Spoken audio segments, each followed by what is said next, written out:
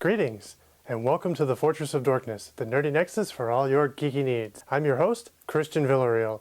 Director Steven Spielberg was quoted as saying, "Whatever you do, never shoot on water." How right he was. Hey, remember that one time Russell Crowe saw that rain droplet and it came down and turned into a flower? So he decided to put all the animals onto a boat so as not to offend God? Wait, wrong movie. Today's real history takes us far into the depths of my shower drain as we learn the stormy history behind Waterworld. Produced by Universal Studios in 1995, this Mad Max of the Seas is notable for mistakenly being considered one of the biggest flops of all time. Wait, what about that guy's flop? The movie did make money, but modestly, and nothing compared to its budget, but it's far from being the biggest flop ever. The film's budget bloated from $100 million to $175 million, making it the most expensive film ever made at that time. Several culprits are responsible for this, the biggest perhaps being Mother Nature herself. Perhaps most famous is the sinking of the set after being hit by a hurricane.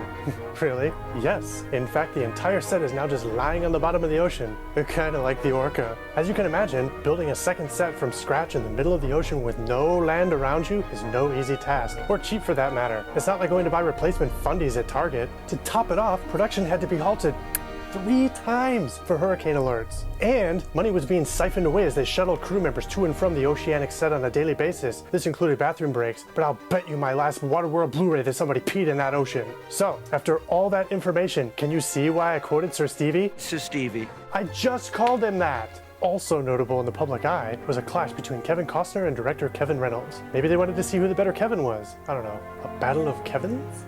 Reynolds left production before shooting could be completed, leaving Costner to take control of directing duties. Joss Whedon was brought in to direct The Avengers. Years before that, he was brought in to do rewrites on this film, and he described the experience as 7 weeks of hell, citing inconsistent notes from the studio executives and Kevin Costner. Reynolds also blamed the Prince of Thieves' ego as part of the production's downfall, stating that Kevin Costner should only star in a movie that he directs, that way he works with his favorite actor and director.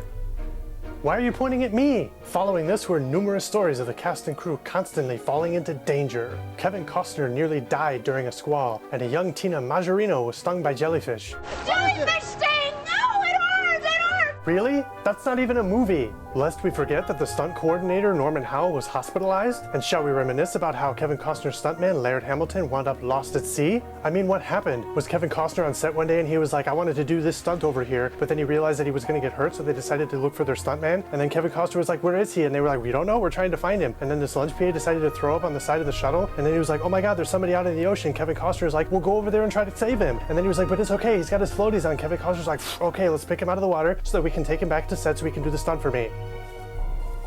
Perhaps what hurt the film the most was the culmination of all this. Word of mouth. It destroyed the film, and it couldn't recover from its own bad press. Waterworld isn't a great movie, but for what it is, it's not a bad film by a long shot. Time has actually helped the film develop a cult following, and considering the large number of box office bombs these days, more fans are opening up to a film like this. The show at Universal doesn't count. It's not a ride. I paid to sit there. You paid me to sit here. I paid them to sit there. That's it for today. If you have any questions, comments, or snotty remarks, leave them below. Don't forget to like and subscribe. Follow us on our Facebook and Twitter. This has been the Fortress of Dorkness. I'm Christian Villarreal, and always remember, never fear the dork up here.